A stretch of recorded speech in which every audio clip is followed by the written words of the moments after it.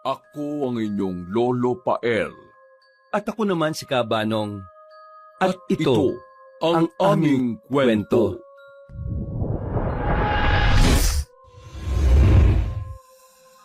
Tahimik ang gabi at tanging huni ng mga kuliglig at kaluskos ng mga dahon sa likod ng barong-barong ang naririnig ni Aling Harya. Nasa sahig ang pamangkin niyang si Roque. Maimbing ang tulog habang nakayakap sa lumang backpack na kaisa-isang gamit na dadalhin nila sa pagtakas. Hinagod ng ginang ang buhok ng 13 gulang niyang pamangkin. Napabuntong hininga siya dahil alam niya sa sarili na hindi tama ang ganung pangangatawan para sa edad ng lalaki. Payat yun at laging may lungkot sa mga mata. Hindi man masabi pero alam ni Aling Harya na kasalanan niya rin kung bakit ganon ang pangangatawan ni Roque. Siya ang nagdala sa pamangkin niya sa impernong buhay nila ngayon. Matapos siyang makipagrelasyon kay Mang Junior na malahalimaw pala ang totoong pag-uugali. Habang inihimas ang buhok ng kaawa-awang pamangkin na katatapos lang saktan ng kanyang kinakasama, ay inayos niya ang kumot nito. Roque, kaunting tiis na lang, pamangkin. Makakalaya rin tayo sa impyernong lugar na ito. Pagkadaka ay bumalikwas siya sa pagkakaupo at dumungaw sa maliit na siwang ng dingding. Tiyempo na wala pa si Junior. Madalas kasi ay nalalasing yon sa kabilang baryo at umuuwi ng madaling araw. May bahid ng dugo ang kamiseta at may bagong pilat sa muka. Ngayong gabi na ang pagkakataon namin. Hindi na kami pwedeng manatili pa rito. Nagtago siya ng ilang gamit sa ilalim ng kamang kawayan kasama ang kaunting bigas, isang lata ng sardinas, 2 bote ng tubig at ilang barya. Wala siyang dinala na kahit anong dokumento dahil hindi mahalaga yon sa ngayon. Ang mahalaga para sa kanya ay makalayo sila ni Roque sa lugar na yon. Wala na nga siyang sinayang na oras. Ginising niya ang nahihimbing na batang lalaki. Pupungas-pungas yung bumangon habang punong-puno ng pagtataka. Tiya, bakit niyo po ako ginising? Anong oras na po ba? Wala pa sa alauna ng madaling araw. Halika na, aalis tayo, Roque. Saan po tayo pupunta ng ganitong oras? Aalis na tayo sa impyerno habang wala pa yung demonyo. Tumango ang binatilyo kahit nanginginig at kaagad nilang binitbit ang mga dapat dalhin. Bago pa dumating si Mang Junior. Makalipas ang ilang minuto, bitbit ang backpack ay dahan-dahang lumabas ang magtiya sa likuran ng bahay. Dumaan sila sa likod ng mga kasagingan. Sa likod bahay ng mga kapitbahay na mga tulog pa. Ilang hakbang pa ay narating na nila ang kalsadang lupang dinaraanan ng truck ng maggugulay na si Mang Jun tuwing 3:30 ng madaling araw. Ito ang regular na biyahe ng Ginoo para ihatid ang mga gulay sa palengke ng syudad. Diyan na lang tayo mag-aabang, Roque. Kapag dumaan ang truck ni Mang Jun, tatimingan natin. Kaya maging alisto ka dahil doon tayo sasakay. Aakyat po ba tayo ng palihim sa sasakyan ni Mang Jun? Oo. Tandaan mo na wala siyang kailangang malaman. Basta makalayo lang tayo sa lugar na ito. Mapapanatag na ang loob ko. Saan naman po tayo pupunta? Kahit saan, pamangkin. Nanahimik na sila pareho habang ang ginang ay nagpapalinga-linga sa paligid. Kinakabahan kasi ang ginang na baka maabutan sila ni Mang Junior sa lugar na yon. Sa mga oras kasing to, ay posibleng nakauwi na ang lalaki sa bahay nila. Lumipas ang 30 minuto, ay mas lalong sumilay ang kaba sa puso ng ginang. Pero hindi siya umaatras dahil buo na talaga ang desisyon niya. Alam niya kasi na kung babalik pa sila, ay baka hindi na sila mabuhay sa susunod na bugbog ng kinakasama niyang tila kampo ng demonyo. Lalo na si Roque. Sa payat ng kanyang pamangkin ay siguradong hindi ito makakaligtas. Maya-maya pa ay lumitaw sa kalsada ang sinag ng headlights. Umangat ang alikabok sa daan at narinig na nila ang ingay ng lumang makina ng sasakyan ng mga gulay. Yun na yun, Roque. Humanda ka na. Handa na po, tiya. Pero kinakabahan po ako eh. Huwag kang matakot. Kasama mo ang tiya mo. Tandaan mo na kapag hindi tayo makakaalis ngayon, ay sigurado mayayari tayo pareho sa Tio Junior mo. Kaya kahit ano mangyari, dapat makasakay tayo sa truck ni Mang Jun. Naintindihan mo ba? Opo. At dumaan na nga sa harap nila ang truck ni Mang Jun. Malaki ang sasakyan na puno ng mga bayong ng repolyo, kalabasa at sayote. Sa bandang unahan ng likurang bahagi ay kita ang 2 binatang nakaupo. Yun ang mga anak ng Ginoo na si July, 25 anyos, at si Augustus, 23 anyos. Mabilis na kumilos ang magtiyahin. Sa gilid ng daan ay sinabayan nila ang pagkabagal ng truck sa isang lubak. Agad na itinulak ng ginang si Roque paakyat at pagkatapos ay pinilit niya rin ang sarili na makaakyat. Kamuntikan pa siyang hindi makahabol pero mabuti na lang ay nahawakan siya ng pamangkin. Sumiksik sila sa ilalim ng mga bayong sa dulo, sa pwesto kung saan hindi kita sa harap. Tahimik lang sila habang kinakabahan. Hinawakan ni Aling Harya ng mahigpit ng kamay ng batang lalaki. Saka siya nanalangin dahil batid niya sa bawat pag-alog ng truck ay parang hampas ito ng kanilang kapalaran. Hindi na alam ng ginang kung anong mangyayari dahil ipinaubaya na niya sa Diyos ang lahat. Ano na po mangyayari sa atin, Tia? Hindi ko alam, Roque. Pero Diyos na ang bahala sa atin. Niyakap niya ng maigpit ang pamangkin hanggang sa makatulog na sila pareho. Sumikat ang araw habang umaandar pa rin sila. Naalimpungatan ng ginang matapos makaramdam ng init. Pinagmasdan niya ang pamangkin na nahihimbing pa rin ng tulog kaya napabuntong hininga siya at pasimpleng uminat. Pagsinghot ay nalangap niya ang kulob na amoy ng mga gulay. Pawis na pawis sila pero hindi niya yun alintana. Nasanay na sa ganoong klase ng buhay si Aling Harya dahil mas matindi pa roon ang kanyang kinakasama. Mas okay pa to kaysa sa sigaw ni Junior. Kaysa sa mga bugbog niya at pagpaparamdam na wala kaming kwenta. Walang-wala ang init at mabahong amoy na ito kaysa sa mga kalupitan niya. Natigilan na siya nang marinig ang boses ni July, ang panganay na anak ni Mang Jun. Pagkatapos noon ay saglit silang huminto dahil nagkayayaang umihi ang 3 lalaki. Nakiramdam lang ang ginang sa kung anong mangyayari hanggang sa narinig na lang nilang bumukas ang likurang bahagi ng truck. Tol! Augustus! Tulungan mo muna akong alisin tong isang bayong. Halika! Sige kuya, wait lang dahil di pa ako tapos umihi. Dahil sa narinig ay biglang kinabahan si Aling Harya para sa kanila ni Roque. Isiniksik pa niya ang katawan nila ng pamangkin pero sa loob ng ilang segundo, pagkuha kasi ng magkapatid na July at Agosto sa 2 bayong, ay nabuyangyang na ang magtiya. Uy! Ano to? O, Aling Harya? Pasensya na, July at Agustus. Wala na kasi kaming ibang malalapitan. Pakiusap, huwag mo kaming pabababain ni Roque. Kapag naabutan kami ni Junior, alam mo naman kung anong sasapitin namin. Napakamot ng ulo ang 2 binata at nang mapansin ni Mang Jun na parang ang tagal na ng anak niya sa likuran ay bumaba siya at nakita nga rin ang magtiya na nakasiksik sa isang sulok. Anak, anong ginagawa niyo riyan? Hindi ba't... Jun, naglayas na kami ng pamangking ko. Tumakas na kami sa demonyong yon. Alam niyo naman, di ba? Sasaktan na naman sana kami ni Junior kagabi. Hindi ko na kaya at awang-awa na ako rito sa bata. Pakiusap.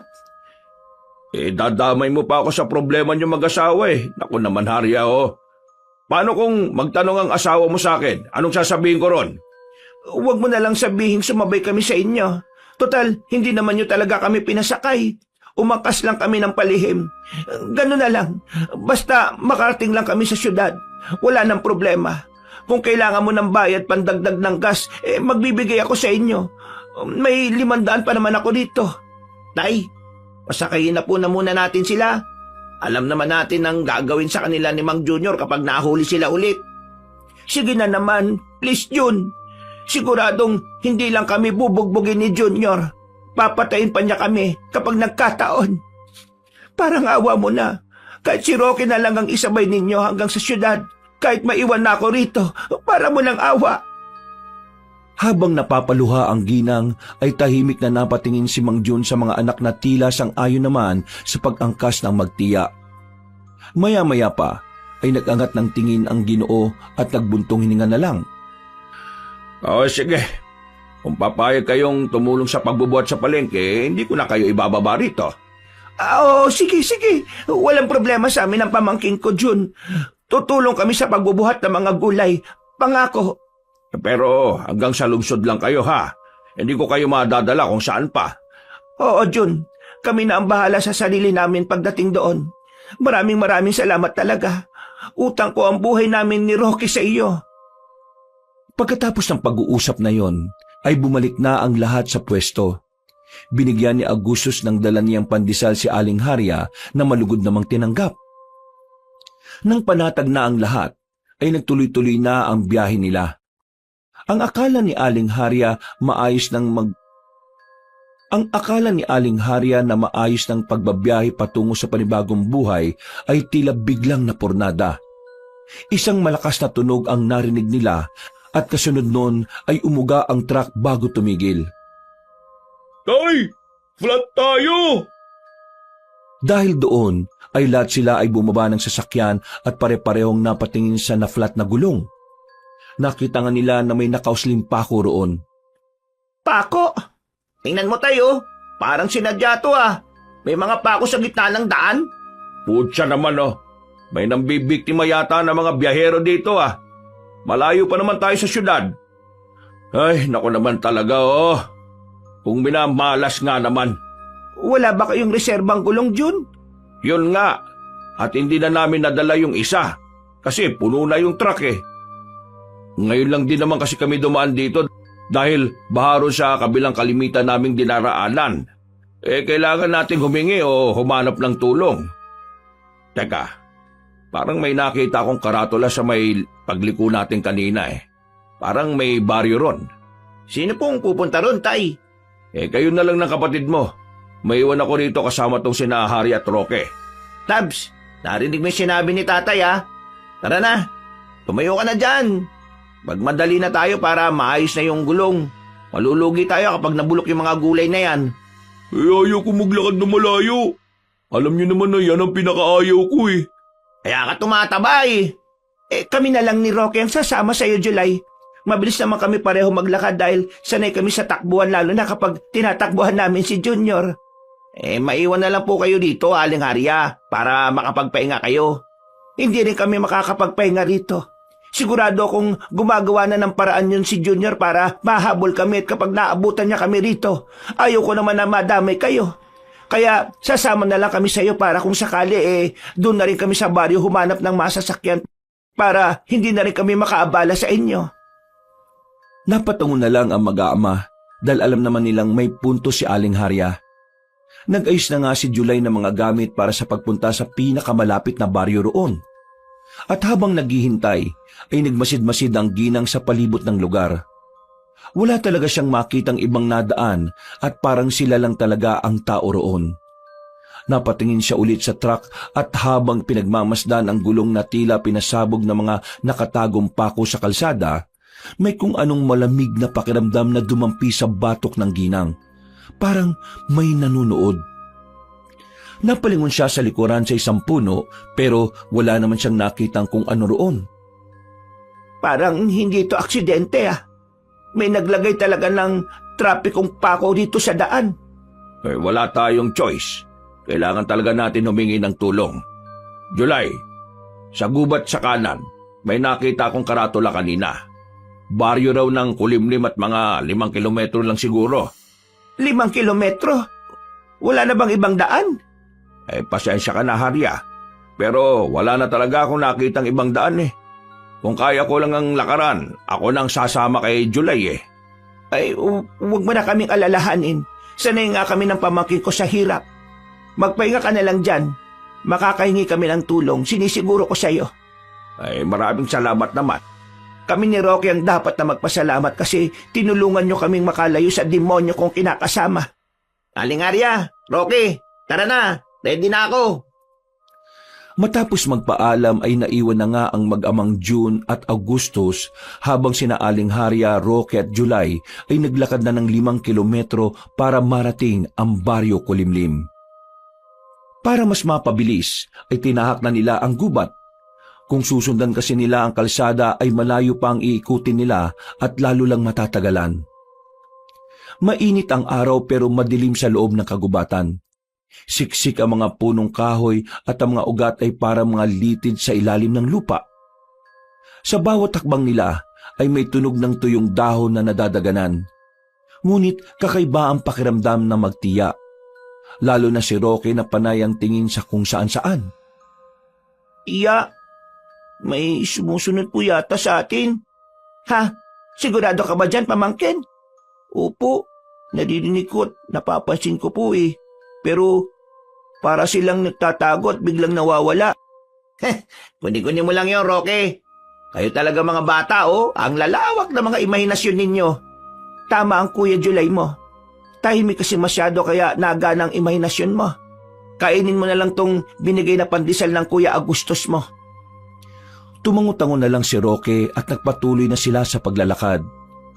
Makalipas ang mahigit 30 minutong lakad, sa wakas ay nakita na rin nila ang karatulang yari sa kahoy na may nakaukit na salitang maligayang pagdating sa baryo ng Kulimlim.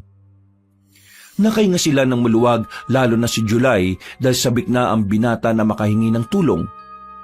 Napatingin ang tatlo sa paligid. Ang baryo ay nasa gitna ng kagubatan na parang hindi nararating ng modernong panahon. May mga bahay na yari sa kawayan. May maliliit na ilog at mga batang tila nakangiti habang sila ay lumalapit. Napansin ni Aling Harya na tila may kakaiba sa mga ngiti ng mga matatandang sumalubong sa kanila. Halatang hindi natural at merong itinatagong lihim. Pagpasok nila sa arkong kahoy ay isang matandang lalaki ang unang lumapit sa kanila. Matangkad siya, payat at puting-puti ang buhok, pero tuwid ang tindig. May suot siyang pulang bandana at hawak ang isang baston na may ukit ng ahas. Aba, mga bisita. Ako nga pala si Tatang Ambo. Kayo ba'y naliligaw? Hindi naman po kami naliligaw, Tatang. Naflatan po kami ng gulong dahil may mga pakong nakaharang sa daan eh. Baka may makatulong sa amin dito sa baryo. Ay nako, swerte nyo at napadpad kayo rito. Tahimik ang aming baryo at walang gulo. Bukod doon, ay malapit pa kami sa kalikasan. Magpahinga muna kayo sa aming bulwagan at mamaya bibigyan namin kayo ng makakain. Ay, maraming salamat po. Gusto man namin pagbigyan ng gusto nyo pero kailangan na po talaga namin ng tulong eh. Baka po may makakasama dyan o kalalakihan na makakatulong sa amin na magatak ng truck. O kung may motor po ba rito na pwedeng magamit papunta sa bayan para doon po ako makahingi ng tulong na maghahatak ng truck namin ng mga gulay. Habang nakikipag-usap si July kay Tatang Ambo, ay muling iginala ni Aling Harya ang paningin. Doon ay napansin niya ang mga mata ng mga taong nasa paligid. Matatanda, mga bata, babae at lalaki. Lahat ay nakatitig sa kanila at nakangiti ng makahulugan. Kapansin-pansin na tila walang nagkikikilos. Wala rin ni isa ang nagbubulungan at ang lahat ay parang nag-aabang sa kung anong mangyayari. Naantala lang ang ginang nang maramdaman niya ang pagkapit ng pamangkin sa laylayan ng kanyang damit. Pagtingin niya sa binatilyo ay kitang-kita sa mukha nun ang matinding pangamba. Bakit, Roque? Ayos ka lang ba? Umalis na po tayo dito, tiya. Naantala lang ang kanilang pag-uusap nang marinig nilang nagtawanan sina Tatay Ambo at July. At doon na nga lang nila napagtanto na sumang-ayon ang binata sa gusto ng matandang lalaki. Ilang saglit pa ay dinala sila sa isang malaking kubong may sahig na kawayan. Sa loob ay may mga banig, tubig at tinapay.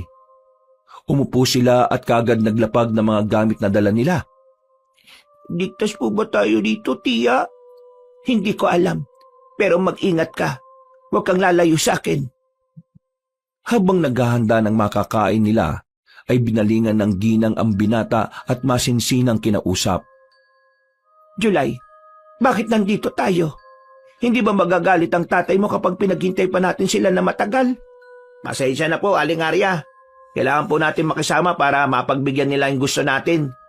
Ang sabi po kasi kanina ni Tatang Ambo, papayag lang siya na dali natin yung motor nila na nakita ko ron kanina sa labas kapag kumain muna tayo dito ngayon. Nakakapanghinala naman tuloy itong mga ginagawa nila. Bakit parang sapilitan nila tayong pinapakain dito? Hindi ko nga rin po alam eh. Pero sumunod na lang tayo. Wala naman siguro masama. Kung aalis po kasi tayo at babalik kina tatay ng walang dala, mas lalo lang magagalit yun. Hindi na nagawang magsalita ng ginang dahil pumasok na roon si Tatang Ambo na nakangiti pa rin sa kanila. Tumayo yun sa tapat nilang tatlo habang nakatingin sa mga pagkain. Napakapit na lang tuloy si Rocky sa tiya niya na halatang takot na takot pa rin sa mga nangyayari. Kumain na muna kayo at pinatitingin ko na rin kung may ekstrang gulong doon sa talyer ni Tomba. Pinatitingin ko na rin yung motor kung magagamit nyo para kung sakaling walang gulong, magmotor na lang kayo papunta sa bayan. Sige po, maraming salamat po. Sige na, kumain lang kayo dyan at huwag kayo mag-alala dahil wala namang laso na mga pagkain namin. Pwede po bang makahingi ng kalamansi? Hindi kasi ako sanay kumain ng walang kalamansi. Wala namang problema. Nagpasok nga agad ng kalamansi ang babaeng si Inday at kaagad yung pinisa ni Aling Harya sa ulam. Wala namang nagbago sa pagkain dahilan para makahinga sila pare-pareho na maluwag. Alam kasi nila ang kwento na para raw malaman na ligtas ang pagkain sa isang lugar ay kailangang wisikan ng kalamansi. Kapag bumula o kumulo ang pagkain, siguradong delikado to. Pero kapag normal lang, ligtas na itong kainin. Kain o, Tatang Ambo.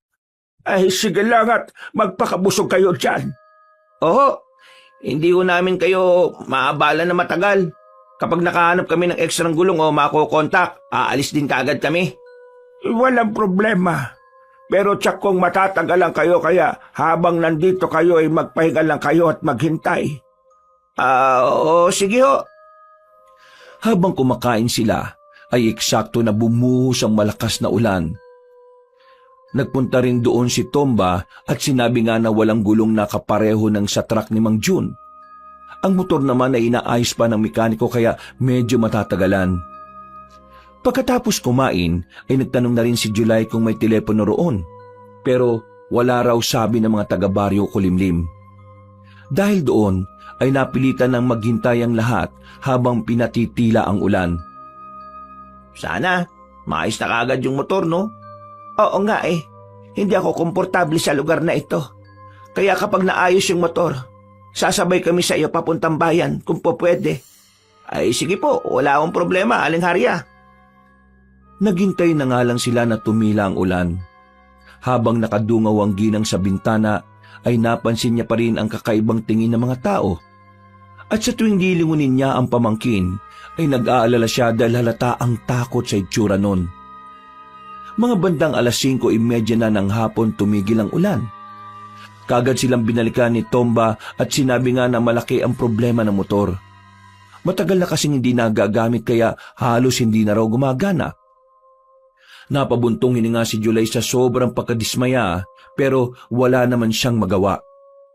Hanggang sa dumating na nga lang si Tatang Ambo para kausapin sila ulit. Pasensya na kung wala naman kaming naitulong. Nagtagal pa kayo rito. Naku, wala po yun, Tatang. Salamat po sa malugod na pagtanggap sa amin at saka sa pagkain.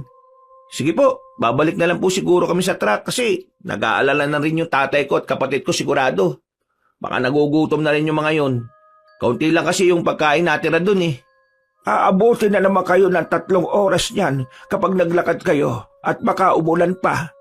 Bakit hindi nyo na lang ipagpabukas ang pagpunta roon para ipasama ko ang mga pamangkin kong sina Idoy at Dudong, pati na rin sila Tomba, at yung iba pang pwedeng makatulong.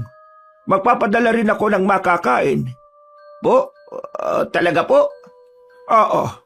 Sa ngayon ay mag-aliw muna kayo rito dahil wala na rin naman tayong magagawa sa nangyari. Bukas naman ay siguradong makakaabot pa tayo ng tulong yan. Baka may dumating na taga rito galing doon sa bayan. Hintayin nyo na lang din. May tricycle yung si Gregorio at bukas ng umaga nandito na yon. Mas mapapabilis kung doon kayo sasakay. Hindi po ba nakakaya kung dito kami makikitulog sa inyo? Nako, huwag kayong mahiya dahil sabi ka mga tao rito sa bisita. Kapag may bisita kami, bukas ang lahat ng bahay para sa bisita. Kaya kahit saan kayo matulog ay po pwede. Ganun po pala. Nako, saka tiyempo rin ang dating nyo. May handaan mamaya sa plaza kaya pwede kayong makisalo. Handaan? Ano pong okasyon? Buwan ng Ani. Ginagawa to para sa mga bagong biyaya sa mga baryo. Nagkatinginan na lang sina Aling Harya at July habang si Roque naman ay takot pa rin ang nararamdaman. Hindi talaga komportable ang batang lalaki sa lugar na yon. Pero sa huli ay wala na rin silang nagawa kundi makiayon sa nais ng pinuno ng baryo na si Tatang Ambo. Tahimik na ang gabi pero hindi mapakali ang pakiramdam ni Aling Harya katulad ng kanyang pamangkin. Wari niya na ang katahimikang yon ay may dalang panganib. Ang lamig ng simoy ng hangin sa baryo ng Kulimlim ay may kakaibang haplos. Tila ba kinakalabit ang kaluluwa niya at nagbababala na para tumakbo palayo. Kumain na ang lahat sa plaza ng tinapay na matigas, sabaw na maalat at karne na hindi masabi ng ginang kung ano ang pinagkunan. Si July ay nakikisalo at nakikisaya rin, pero siya at ang pamangkin niya ay nararamdaman nilang ang paninindig ng balahibo dahil sa kung anong kadiliman ang bumabalot sa lugar. Maya-maya pa, habang nagkakainan ng lahat sa plaza, ay lumapit si Roque sa kanyang tiya. Katulad kanina ay kita pa rin ang takot sa mukha ng binatilyo. O Roque, saan ka ba nang galing? Kanina pa kita'y nahanap. Nagbanyo po ko, tiya, pero may napuntahan po ko ron sa likod ng bahay na pinagamitan ko ng banyo. Bakit? Ano bang meron doon? Tiya, may nakita po kong hukay, tapos may laman po yun. Parang katawan po ng tao. Ano? Sigurado ka ba dyan, Roque? Nagsasabi po ko ng totoo, tiya. Kahit po medyo madilim, alam ko po yung nakita ko. Naku, umalis na po tayo rito sa lugar na to. Ayaw ko na po talaga rito, tiya.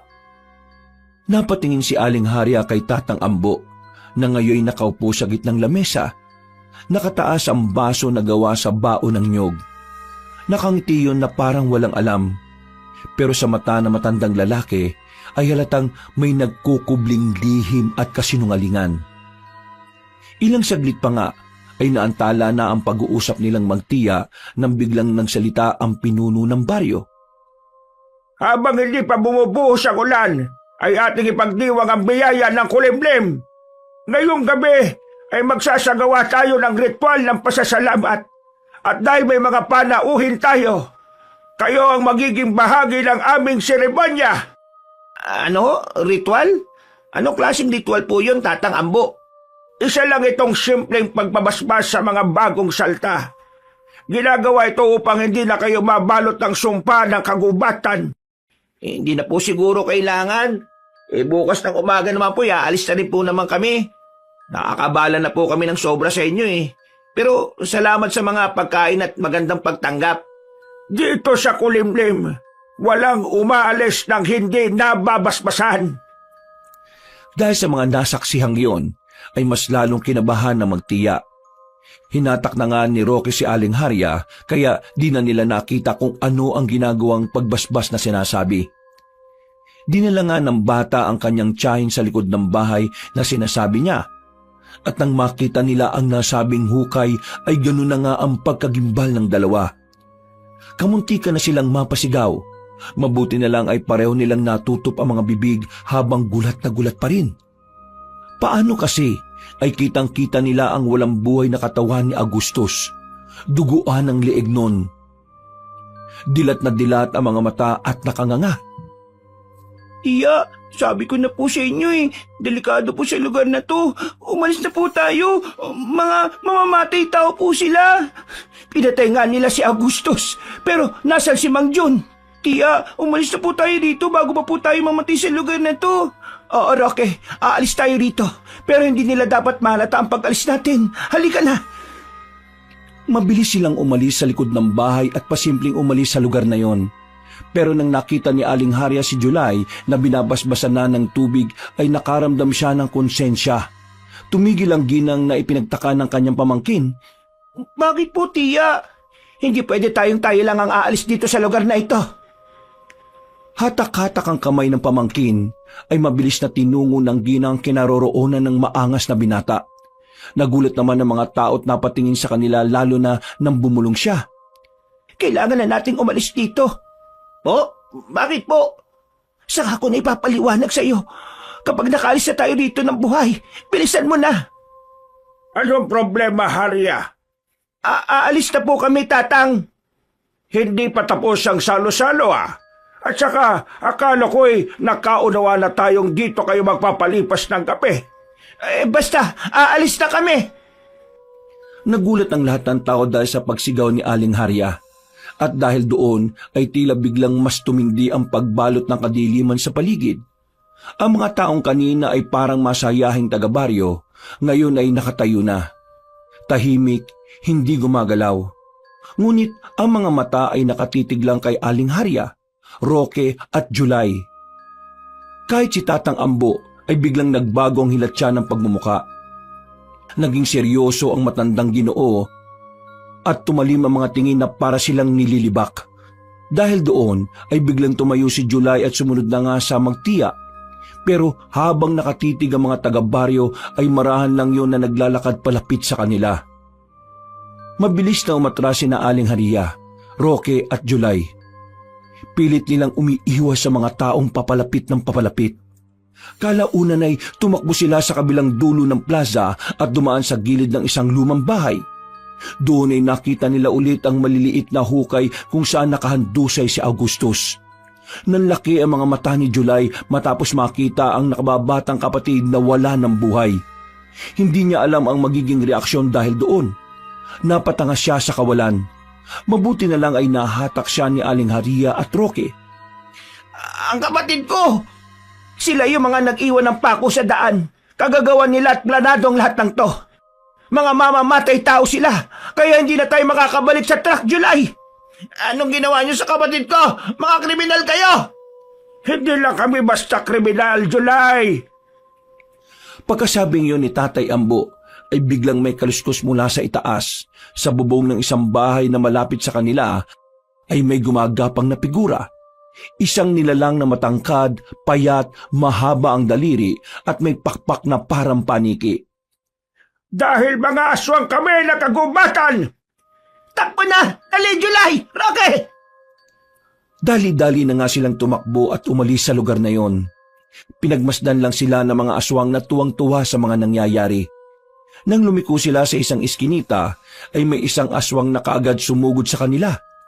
At dahil si July ang pinakamalapit, kaya dumampot kaagad ang binata ng bato at tinampas sa ulo ng nasabing aswang. Pero kahit tumama sa mukha ng aswang ang bato, ay hindi ito natinag. Sa halip ay tumili ang halimaw. Isang malalim at malagim na sigaw na tila tumagos sa mga buto. Mabilis na hinila ni Aling Harya ang pamangkin at sumunod naman sa kanila si July. Sa kabilang bahay tayo! Bilis! Pumasok nga sila sa isang lumang imbakan. Isinara nila ang pinto at ipinwesto ang isang upuan dito bilang barikada upang hindi makapasok kaagad ang mga aswang. Umuugong sa labas ang ingay ng mga nilalang na kampon ng kadiliman. May mga martilyo dito at kutsilyo, Aling Harya! Anong gagawin natin? Diyos ko po, paano tayo makakalis dito? Ang dami-dami nila! Pinatay nila ang kapatid ko! Mga hayop sila! Ipagiganti ko ang kapatid ko! Mga hayop! Mga demonyo sila! Habang natataranta ang dalawang nakatatanda, si Roque naman ay napatingin na lang sa pinto dahil tila may nagpupumilit na magbukas nito. Nang tingnan niya ulit ang tiyahin pati ang kasamang binata, ay tila wala pa rin sa wisyo mga yon dahil sa mga nangyayari. Hindi nila namalaya na mabubuwal na ang pinto. Mabuti na lang ay pinagtatatapik sila ng malakas ng batang lalaki. Tia Harya! Kuya July! Yung pinto! Masisira na po! Bago pa matapos si Rocky sa pagsasalita, ay tuluyan na ngang nabuhal ang pinto. Natakot silang lahat sa pag-aakalang may pumasok na halimaw, pero ganun na lang ang gulat nila nang makita si Mang Jun. Puno ng galos ang Ginoo pero halata naman na ayos ang lagay nun. Tuluyang napayak si July nang makitang buhay ang kanyang tatay. Dali-dali siyang yumakap dito at ganun din ang Ginoo. Tay, si Agustus po! Alam ko anak, pero sa ngayon, ang isipin muna natin ay kung paano tayo makakalis sa lugar na ito. Makinig kayo, July, Haria, Roque. Hindi tayo makakalaban sa dami nila. Pero kung makakabalik tayo sa kalsada, baka may dumaang sasakyan at makahingi tayo ng tulong. Kahit na anong mangyari, kailangan nating umabot sa bukana. Pero saan tayo dadaan, Jun? Siguradong paglabas natin dyan, makikita nila tayo. May ilog sa likuran ng baryo at doon ako dumaan kanina para masundan sila. Habang naghihintay kami ng truck, sinalakay nila kami at hinuli. Nakakawala lang ako at tumakbo sa putikan at pagkatapos ay sinundan ko sila. Pero nahuli na ako dahil napatay nila si Agustus. Ano pong gagawin natin, Tay? Isa lang anak, aalis tayo sa lugar na ito ng buhay. Kaya humanda kayo. Wala na nga silang inaksayang oras. Ang mga martilyo at kutsilyong nakuha sa lugar na iyon ay dinala nila sa pagtakas. Gamit ang nasabing pamukpok, ay sinira ni July ang likurang pader ng imbakan. Tumambad ng kakahuyan sa likod. Madilim ito, makitid at maputik dahil sa ulan. Hindi pa man sila nakakapasok, ay lumundag mula sa itaas si Tatang Ambo na ngayon ay hindi na mukhang tao. Nakahubad siya, ang balat ay kulay abo. May malalalim na sugat na tila hindi gumagaling at ang mga mata niya ay pulang-pula na parang nagliliyab. Walang makakalis mula sa kulimlim! Hindi mo kami mapipigilan! Nagpambuno ang dalawa habang sina Aling Haria, Roque at July ay gumawa ng paraan para makalusot sa dalawang naglalaban. Nang makalampas na sila, ay bumalik si July para tulungan ng kanyang tatay. Sinamantala ng binata ang pagkakataon. Tinaga niya ang binti ni Tatang Ambo at pagkatapos ay sinaksak niya yon sa tagiliran kaya napaatras. Umangil ang pinunong aswang at umalulong na parang nagtatawag pa ng mga kasama. Pero natigilan na yon dahil sinipa siya sa mukha ni Mang Jun na halatang galit na galit. Humandusay ang pinuno ng aswang at nang tutuluyan na siya ni Mang Jun ay sa kanila narinig ang iba pang pag-ungol ng mga aswang. Halata na palapit na ang mga yon. Tay, tara na po! Baka dumating na yung iba at hindi na tayo makaalis pa! Kapag hindi mo ako pinatay ngayon, kahit saan ka magpunta, susundan kita! Kapag nahuli ko kayo, pahirapan ko muna sa harap mo bago patayin ang anak mong yan! Isang malutong na suntok ang tumama sa mukha ni Tatang Ambo. Pagkatapos noon ay umalis na sila sa lugar na yon. Tumakbo sila hanggang sa makalusot sa kagubatan. At ilang saglit pa ay naaninag na rin nila ang ilog. Tumakbo pa sila palusot at kahit madulas at madilim ay di nila alintana ang mga ito. Nagpatuloy sila sa pagtakbo na parang walang bukas. Mula sa hindi kalayuan ay naririnig pa rin nila ang ingay ng mga aswang na parabang nagkakasiyahan sa paghahanap sa kanila. Nagpatuloy ang pagtahak nila sa gilid ng ilog. Pinilit nilang habulin ang daloy patungo sa bukas na daan. At sa wakas ay nakakita na rin sila ng ilaw mula sa isang paparating na tricycle. Ligtas na tayo! May tricycle na! Huwag tayong lalapit sa tricycle na yan! Bakit naman? Mas matutulungan tayo ng taong sakay niyan. July, naalala mo ba ang sinabi ni Tatang Ambo na yung isa sa mga taga-baryo Kulimlim ay may tricycle? Tinawag pa nga niyang Gregorio ang lalaking yon. Malamang, yan yung taong yan. At kung taga-baryo Kulimlim siya, isa rin siyang aswang. Hindi pa man natatapos ang babae sa pagsasalita, ay nakita na nga nilang nagpalit na ng anyo ang nagmamaneho ng nasabing tricycle. Kumingap-singap yon sa kawalan kaya umaksyon kagad si Mang Jun. Kumuha siya ng mga putik at isa-isang nilagyan ng mga kasama bago mahinang nagsalita. Kanina ko lang na-discover na hindi nila naaamoy ang isang taong nakababad sa putik. Yun ang dahilan kaya ko sila nasundan sa baryo. Pag-alulong ni Gregorio ay mabilis yung lumundag sa mga kapunuan palayo sa lugar na yon. Nagpatuloy naman sila hanggang sa makarating sa bukana kung saan ay nakita na nila ang ilaw mula sa isang military truck. Sabay-sabay silang humarang sa gitna at kumaway habang humihingi ng tulong. Awa niyo na! Tulungan niyo kami! Tulong po! Tulong! Huminto ang nasabing truck at bumaba ang ilang mga sundalo. Nang masiguro na hindi sila mga rebelde ay kagad silang inakyat sa truck. Nakahinga sila ng maluwag pare-pareho kahit papawisan, puno ng gasgas at ng mga sugat. Maluwang na rin sa kalooban ni Aling Haria dahil buhay sila ng kanyang pamangkin. Mainit ang ilaw ng truck pero mas mainit ang yakap ng pag-asa. Habang nakasakay doon ay halata ang paghabol ng hininga nilang apat. Napatanong pa nga ang isang sundalo sa harap nila kung anong nangyari, kung bakit sila tila mga naliligo sa putik. Nagkatinginan muna sina Mang Jun at Aling Haria na tila nag-uusap ang mga mata kung sasabihin nga ba ang totoong nangyari. Hanggang sa magdesisyon na nga ang Ginoo na magsalita.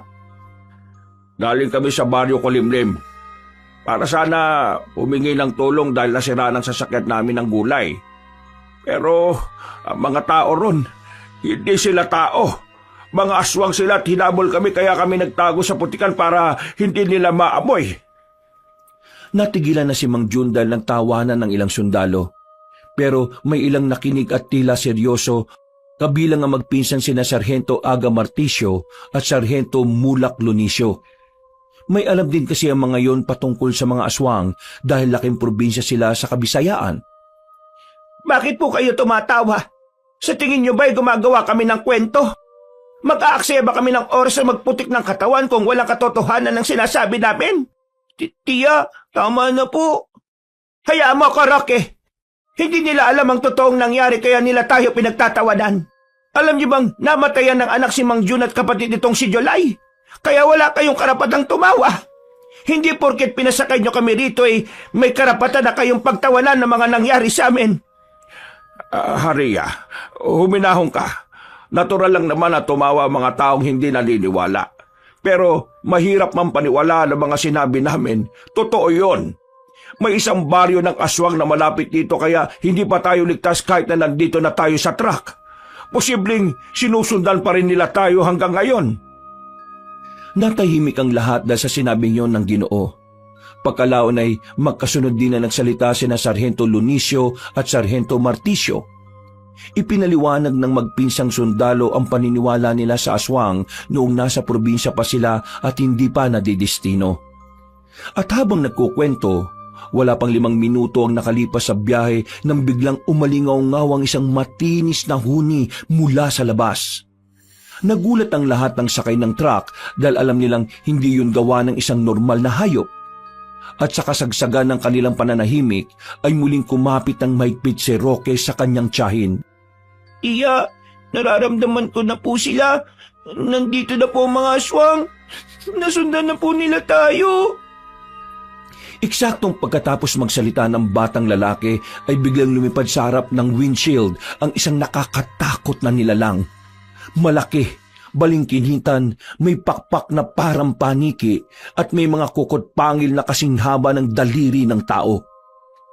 Napamura ang nagmamanehong sundalo hanggang sa suntukin ng halimaw ang salamin. Sa pagkabigla ng driver ay na out of control ang truck. Gumewang sa madamong gilid ng kalsada at sumalpok sa isang malaking puno. Niyakap agad ng ginang ang kanyang pamangkin dahil sa takot. Habang sina Mang Jun at July at ang iba pang sundalo ay nagulat din sa nangyari. Roque! Tiya! Naunang bumaba sina Sargento Lunisio at Sargento Marticio na inalalayan sila pagkalaon. Nakita nilang umusok at lumiyab na ang harap ng truck. Mula roon ay naririnig nilang sumisigaw ang driver. Ang katabi nito pati ang halimaw na may pakpak. Naipit kasi yon sa sinalpukan nilang malaking puno. Ang ilang sundalo nilang kasama na kaninang nagtatawanan ay hindi ngayon makapaniwala pagkakita sa aswang na may pakpak. Tiya, paparating na po yung ibang aswang. Umalis na po tayo rito. Huwag ka mag-alala, Roque. Aalis tayo sa lugar na ito. Tila lumindol ang paligid. Gumalaw ang mga punong parang may dumadaang demonyo. At ilang sandali pa nga ay isa-isa nang bumagsak ang mga aswang mula sa itaas sa mga puno sa paligid nila. Nagulantang ang mga sundalo sa mga nakita at kagad din namang sumenya sa magpinsang sarhento na paputokan ng mga yon. Habang nangyayari ang engkwentro, ay inakagkagad ni Mang Jun ang mga kasama. Tumakbo na lahat sa gubat at huwag sa kalsada! Mga sundalo, sumunod na po kayo sa amin. Kapag nanatili kayo rito, siguradong mauubos kayo ng mga aswang. Ang ilan sa mga sundalo ay pinagtulungan na nga ang mga aswang na takam sa sariwang dugo at karne. Dahil doon ay wala nang nagawa si Mang Jun, July, Aling Haria at Roque. Sinuungan nila ang gubat kahit madilim at nang makalayo na sila ay isang malakas na pagsabog ang nagpatigil sa lahat. Napalingon sila sa pinanggalingan ng pagsabog kaya nakita nila ang malaking apoy. Tuluyan na kasing sumabog ang truck na sasakyan ng mga sundalo. Nagtuloy-tuloy na nga ang apat hanggang sa may isang aswang ang umatake na kaagad nakita ni Aling Haria. July, sa kaliwa mo, may aswang! Kamuntikan ng madagit ni Tomba si July, mabuti na lang ay nakaiwas ang binata at kaagad na nagtago sa gilid ng puno. Nanatili silang tahimik habang nagmamasid sa paligid. Mula sa hindi kalayuan ay naririnig pa rin nila ang sigaw ng mga sundalong nakikipaglaban pa rin sa kanilang mga buhay. At maya-maya pa ay biglang nawala na ang putukan ng mga baril, pati ang mga sigaw ng sundalo. Naiwan ang mga ungol ng aswang na tuwang-tuwa matapos maraming mapagpiestahang katawan. Tiya, dito na po pa tayo mamamatay? Hindi, Roque. Makakalis tayo rito. Makakalaya tayo sa impyernong ito. Pangako yan. Kumusta mga bisita sa Baryo Kulimlim? Namiss ko kayong magtiya. Ngayon ay katapusan nyo na dahil babalik kayo sa baryo na wakwak ang mga tiyan at ubos ang dugo. Ah! Napatalo ng aswang sa malayo matapos siyang saksakin ng magtatay na Mang Jun at July. Habang napapasandal sa puno ay umawak siya sa tiyan na napuruhan. Walagya kayo. Pero hindi na bale dahil matutulad na rin naman kayo sa isang inyong kasama. Pagpipiestahan namin kayong lahat. Papatayin kita bago mo magawa yon! Kung kaya mo, nakakalimutan mo yata ako si Tomba, ang tagatumba ng mga bagong salita. Tumalon-talon sa puno ang aswang at ang nasa bahagi na siya na hindi nakikita ay doon siya umalulong para magtawag ng mga kasama. Subalit bago pa matapos yon ay magkakasunod na putok na ng baril ang umulan sa kanya. Lumagpak siya sa lupa, sa harapan mismo ni Mang Jose at July na naggulat din. Butas-butas ang katawan ng aswang na unti-unting bumabalik sa anyong tao. Pagkalaon ay nawalan na yon ng buhay. Saka naman sumulpot ang magpinsang sundalo na sina Sargento Lunicio at Sargento Marticio. At ayon sa dalawa, ay hindi basta-basta bala ang ginagamit nila sa aswang kundi pangontrang tingga. Doon din ay sinabi ng dalawa na naubos na ang mga kasama nila. Nilapan na lahat ng mga aswang. Inaya na rin silang umalis sa lugar na yon dahil nagpadala na ng hudyat ang napatay nilang aswang na si Tomba. Maraming salamat sa pagliligtas niyo sa amin. Sinabi nga ng magpinsan na hindi pa sila ligtas kaya mabuting magsama-sama lang. Binagyan din nila ng iba pang gamit na panlaban sina Mang Jun, July at ganoon na rin si Aling Haria. Maya-maya pa, sa paglalakad nila sa masukal at madilim na gubat, ay sumalubong na naman ang dalawang aswang. Sina Dudong at Idoy na mga pamangkin ni Tatang Ambo. Katulad ng iba, ay may pakpak din ng dalawa at sinabi nga ni na Sargento Lunicio at Sargento Marticio na aswang na mga layog ang kaharap nila. Tapos na ang pagtakas. Sasaulin kayo ng lupa ng kulimlim, mga walang kwentang tao. Ito ang saluhin niyo mga animal! Tinalon niya sa dilim ang aswang na layog at nakahawak siya sa pakpak nito. Umigtad sila at nagpagulong-gulong sa lupa. Dahil doon ay sumugo din si Idoy pero hindi siya hinayaan ni July na makalapit sa tatay niya. Mamamatay kayo mga aswang kayo! Gagantihan namin kayo sa pagpatay niyo sa kapatid ko! At buong lakas na inihagis ni July ang martilyong bitbit sa mukha ng aswang na si Idoy.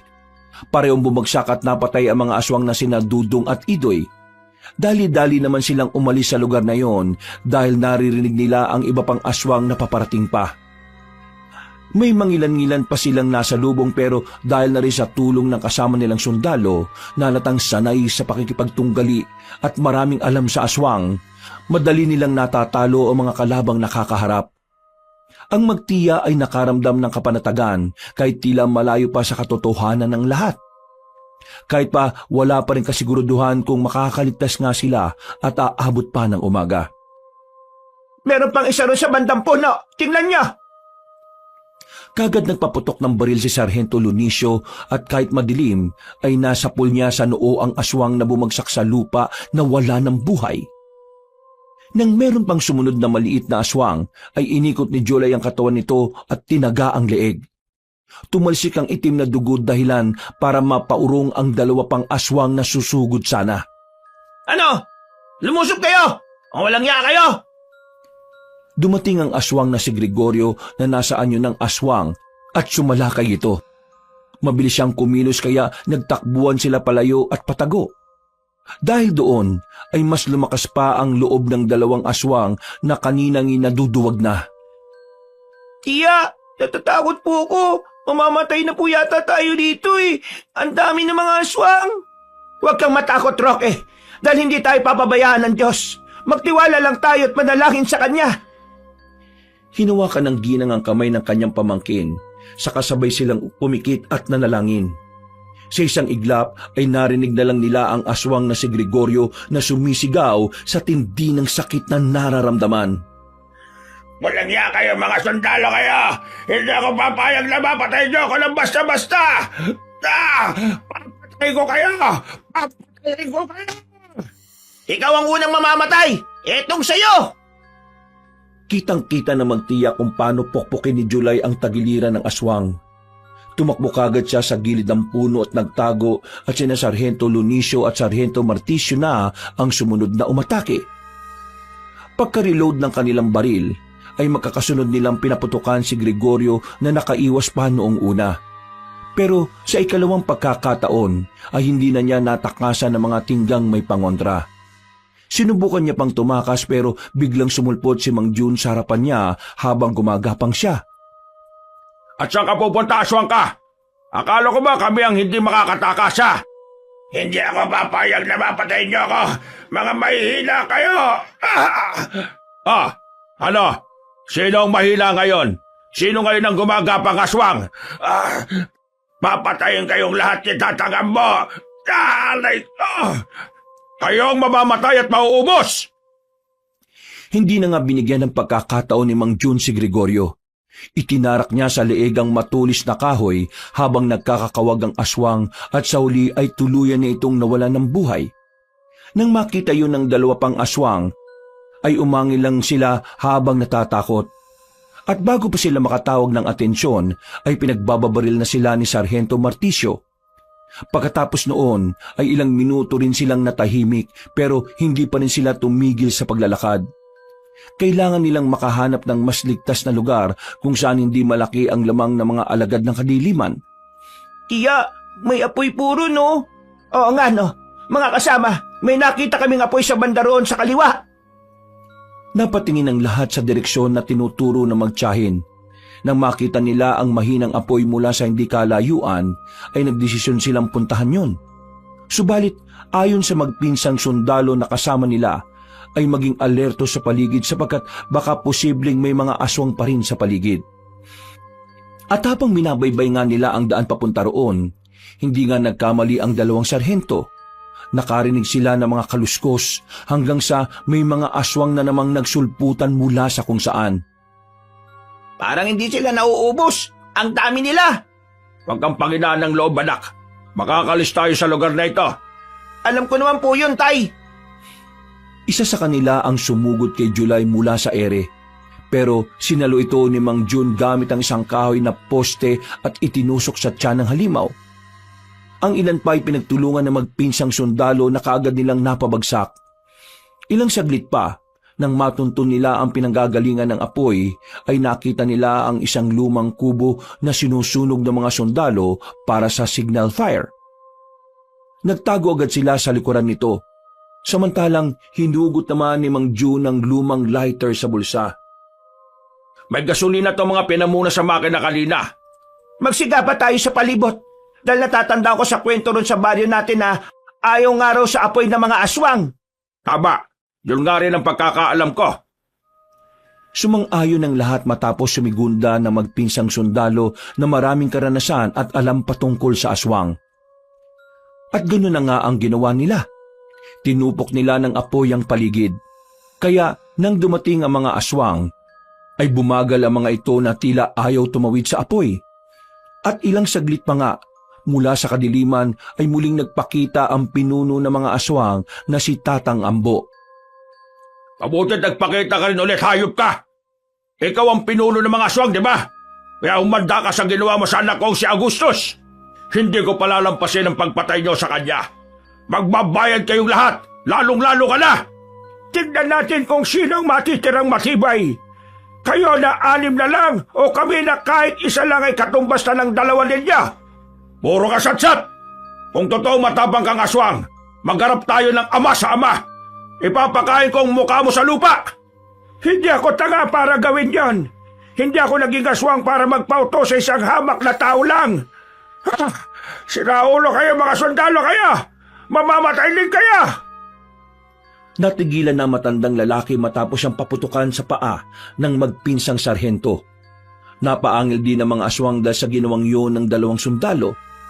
Pagkalaon ay tumitig ng matalim sa kanila si Tatang Ambo bago muling ngumisi. Magmakasaya na kayo sa gitna ng apoy dahil mauubos din yan maya-maya, lalo na nagbabadya ang pagulan. Hindi nyo kami matatakasan. Kayong lahat ay magiging bahagi ng baryo ng Kulimlim. Pero hindi bilang padauhin, kundi bilang mga handa namin sa hapag. Kung may mamamatay man sa gabing ito, hindi kami yon, kundi kayo mga animal na halimaw. Sige, tignan natin! Sa galit ni Aling Haria ay kinuha niya ang isang kahoy na may apoy at buong lakas niyang ibinato na tumama sa katawan ni Tatang Ambo. Napaangil sa galit ang matandang aswang, ganun din ang iba pa. Sinubukan nilang umatake pero pinaputukan ng magpinsang sundalo ang mga aswang na sa takot ay nagpulasan. Alam kasi nila na tiyak ang kamatayan kapag tinamaan ng tingga na may pangontra. Sargento Lunicio! Sargento Marticio! Patayin niyo na ang pinuno ng aswang para matapos na ito! Pagtango ng magpinsang sundalo ay pinaulanan nila ng bala si Tatang Ambo. Umatras sa matandang Ginoo pero may mga bala na tumama sa katawan niya. Ang ibang aswang ay pinaghahagisan ni Mang June at July ng apoy na nagpulasan din. Galit na galit ang pinuno ng aswang habang sumisigaw dahil tila nilalamon ng apoy ang balat niya dahil sa tama ng tingga ng baril. Napasigaw din ang iba pang mga aswang na tila ba konektado sila sa isa't isa. Napansin yun ng batang lalaki kaya hinila niya ang laylayan ng tiyahin at takot na nagsalita. Iya, para po silang konektado lahat kay Tatang Ambo. Kapag si Tatang Ambo ang pinuntirian nyo, sigurado pong lahat ng aswang ay mamamatay na rin. Napansin ko rin yan, pamangkin. Napakatalino mo talaga at ang galing mo mag-obserba. Mga kasama, puntirihin nyo si Tatang Ambo. Siya ang pinanggagalingan ng kapangyarihan ng mga aswang. Kapag napatay siya, lahat sila'y mamamatay na rin. Dahil doon, ay mas pinunterya pa ni na Sargento Lunicio at Sargento Marticio ang pinunong aswang. Dahil doon ay nagtulong-tulong din ang mga aswang na ipagtanggol ang kanilang leader. Pero marami ang napatay kaya isa-isa silang umatras dahil na rin sa takot. Hindi po ito tapos! Sisiguraduhin kong hindi kayo makakalis ng buhay sa lugar na ito! Pagkatapos sabihin niyo ni Tatang Ambo, ay tuluyan na silang nawala sa dilim ng gubat. Dahil doon, nakahinga na muluwag ang lahat at pansamantalang nakapagpahinga. Tataboy din natin sa wakas sa mga walang yang aswang na yon. Oo nga, sana sumapit ang umaga para makita na natin ang paligid at makaalis na kaagad tayo sa lugar na ito. Kaunting tiis na lang po, Aling Haria. Tapos na po ang laban. Hindi pa po tapos ang laban, tiya. Nararamdaman ko po sila sa paligid. Naghihintay lang po sila sa atin kaya wag po tayong matutulog. Dahil sa sinabing yun ng batang lalaki, ay napabuntong hininga na lang sina Mang June at July, ganun din ang tiyahin niyang si Aling Haria. At makalipas ang ilang minuto, ay narinig nila ang helikopter sa langit. Dahil doon ay napatingala silang lahat. May helicopter! Papalapit dito! Oo nga po, Aling Aria! Napatingin sila sa dalawang sarhento matapos sabihin ng mga yon na dumadaan talaga ang helikopter sa dakong yon. Signal area kasi ang kinaroroonan nila, kaya rin pala pamilyar sa mga sundalo ang lugar. Ilang sandali pa nga ay tumapat sa ibabaw nila ang nasabing helikopter. Hinangin ang apoy pero hindi naman ito namatay. Nagulog mula sa itaas ng mahaba at matibay na tali at mula roon ay nagbabaan ng ilan pang sundalong galing sa syudad. May mga dala silang night vision, baril at medical kits. Lumapit ang dalawang sarhento at sumaludo. Rumisponde ang mga yon dahil bago sumabog ang military truck ay nag-report na ang mga sundalo kanina. Nireport ni na Sarhento Lunicio at Sarhento Marticio na sila nga lang ang nakasurvive sa nangyari. Kasama ang mga sibilyan na sina Mang June, July, Aling Haria at Roque. Nakikiusap po ako sa inyo. Isama niyo na po kami at huwag na po kayong babalik sa Baryo Kulimlim. Magsikat na po ng araw kayong maggalugad dahil delikado sa ngayon. Nasa paligid lang po ang mga aswang. Napaismid ang mga sundalong nakarinig. Natawa pa nga ang ilan dahil sa sinabi ng batang lalaki. At pagkatapos ay sinama na nga silang lahat pasakay ng helikopter. Habang lumilipad palayo ang sasakyang panghimpapawid, ay napapatingin ang magtiya sa mga kapunuan sa ibaba. Niyakap ni Aling Haria ng mahigpit ang kanyang pamangkin. Roque, sa wakas ay makakalaya na talaga tayo sa impyerno. Hindi na rin tayo masusundan ng Tiyo Junior mo. Magsisimula na tayo ng panibagong buhay. Hindi na nga po tayo masusundan ni Tiyo Junior pero yung mga aswang po, tiya, hindi po sila titigil. Huwag mo nang isipin yon. Hindi nila tayo masusundan na po. Maniwala ka sa akin. Naririnig ko pong bumubulong sa angin si Tatang Ampuy. Sige na, matulog ka na, Roque. Pagod lang tayo pareho. Dahan-dahang nagpikit ng mga mata ang magtiya at paggising nila ay nasa shelter na sila sa syudad. Lagpas 1 linggo silang nagpagaling sa isang shelter sa lungsod. Binigyan din sila ng proteksyon ng lokal na pamahalaan at isang ulat ang natanggap ni Aling Haria na ikinabigla niya. Wala na raw ang kinakasama niyang si Mang Junior dahil nasaksak ng mga kainuman. Wala na rin daw ang baryo ng Kulimlim. Ayon sa mga sundalo ay pinagsusunog ng mga otoridad ang nasabing lugar at inilibing sa ulat bilang aksidente ng sunog sa kagubatan. Nabawi rin ang truck ng mga gulay na mag-amang June at July, pero hindi naman nabawi ang katawan ni Agustus.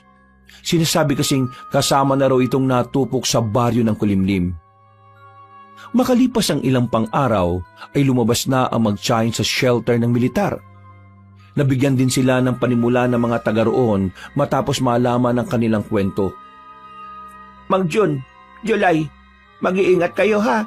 Maraming salamat sa tulong ninyo sa amin ng pamangkin ko. Habang buhay kong tatanawin itong utang na loob sa inyo dahil hindi nyo kami iniwan. Maraming salamat din sa inyo. Naway maging masaya ang pamumuhay nyo dito sa syudad.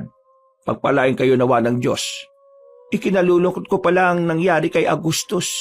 Alam kong nasaan man siya ngayon.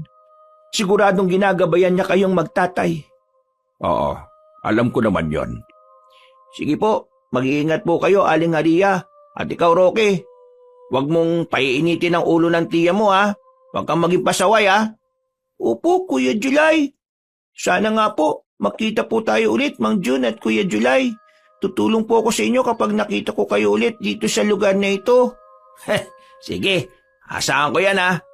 Alam niyo naman kung anong araw kami nagpupunta dito para mag-angkat ng mga gulay. Sige po. Ay, siya nga pala. Kailan ba ulit yung balik ng operasyon ninyo? Sa susunod na linggo na. Ang plano ko nga sana sa susunod pang buwan pero nagre-reklamo na yung mga suki namin dahil mas mahal at mas pangit daw sa inaangkat nila ngayon. Marami na silang napag-usapan at pagkatapos noon ay nagpaalam na nga ang mag-amang June at July. Umuwi naman na sina Aling Haria at Roque sa inuupahan nilang bahay na malapit lang sa simbahan. Nang hapong yon, Habang abala ang ginang sa pagluluto ng makakain nila para sa hapunan, napatingin naman si Roque sa bintana at tinanaw ang labas. Nagsimula ng kumuti-kutitap ang mga ilaw dahil palubog na rin ang araw. Maya-maya pa ay biglang umihip ang hangin at nang dumampi yun sa batang lalaki ay tila may hatid yung nakakakilabot na babala. Napayakap si Roque sa sarili habang patuloy ang pagmamasid sa paligid. Hanggang sa may mapansin siyang mga tila malalaking ibon na lumilipad-lipad mula sa hindi kalayuan. Ibon ba yun? Natigilan na siya at muling nangilabot matapos marinig ang tila ay binubulong ng hangin. Ang boses ni Tatang Ambo ay tila nag-i-echo sa kanyang utak. Hindi niyo kami matatakasan! Kahit saan kayo magpunta, ay masusundan at masusundan namin kayo! Nanginig ang kalamnan ni Roque kaya dali-dali niyang isinara ang bintana. Napansin naman yon ni Aling Haria kaya habang nagluluto ay tumingin yun sa kanya. Ah, bakit mo kagad isinara yung bintana, Roque? Iya. Bakit? Buhay pa po si Tatang Ambo. Narinig ko yung boses niya na bumubulong sa hangin. Nandito po siya sa syudad. Hindi pa man natatapos ni Roque ang pagsasalita ay nakarinig na sila ng kalabog sa bubungan. Dahil doon ay patakbo siyang lumapit sa tiyahin at yumakap. Sabay silang napatingin sa bubungan dahil nagpatuloy ang pagkalabog doon na parang may naglalakad na may mabibigat na paa. Iya, nandito na po siya. Nagbalik na po siya. Diyos ka pa! Habang nagyayakapan at nakatingin sa itaas, ay mabilis ang sumunod na pangyayari. Nasira ang bubungan nila matapos lumundag ng kung anong nilalang doon. Tumalsik ang magtiya sa bandang pintuan ng kusina. Pagdilat ng mga mata nila ay ganoon na lang ang gulat nila nang makita ang nakakatakot na nilalang. May malapaniking pakpak, may tim at makinis na balat. Mahabang mga kuko at matatalim na mga ngipin at pangil. Naglalaway pa yon habang inilalabas ang mahabang dila sa kanila. Si Tatang Ambo ay biglang ngumisi sa kanila habang tinatapunan sila ng matalim na tingin. Kumusta? Ano mo kami natuntun dito? Sinasabi ko naman sa inyo, hindi niyo ako matatakasan. Pagkatapos ko sa inyong magtiya, ang magtatay naman na yun ang isusunod ko, pati yung mga walang yang sundalo. Si Raulo kang bata ka! Bakit mo akong binato ng pigurin? Nagsasalita pa ako! Wala kang galang sa nakatatanda! Dubayan mo na kami! Nananahimik na kami Bakit ko naman gagawin yan? Pagkatapos yung ubusin ang buong angkal ko, ay sasabihin mo sa akin yan. Pinatay niyo si Inday, si Tomba, si Dudong, si Indoy at Gregorio. Kaya naman, iisa-isain ko rin kayong lahat. Kayong sumalakay sa amin! Pinagtanggol lang naman namin ang sarili namin Malahimik ang palasagot na bata. Tandaan mo to. Nagkamali kayo ng ginawa. Dapat ako ang pinuntirya nyo.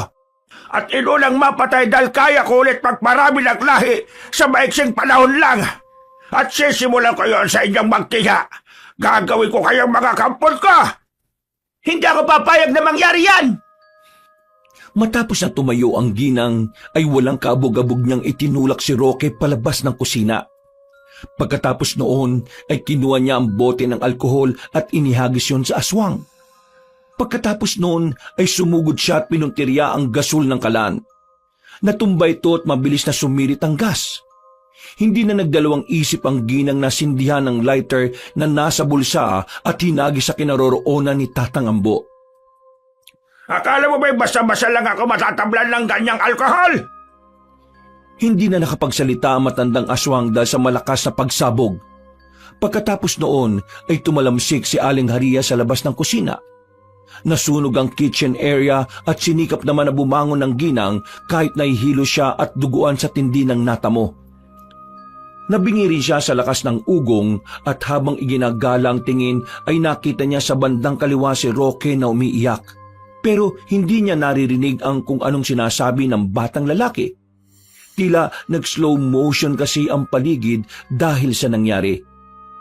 Nang lumingon si Aling Haria sa nasusunog na kusina, ay may nakita siyang nilalang na nasusunog doon sa loob. Pagkatapos sa mga pangyayaring yon, ay tuluyan nang umikot ang kanyang paningin at nagdilim. At ang mga sumunod na nangyari ay nawala na siya ng malay tao. Tiya! Tiya Ria! Gising po! Tiya! Pagmulat ng mga mata ni Aling Haria ay puting kisame ang tumambad sa kanya. Napasinghot siya matapos malanghap ang amoy ng alkohol.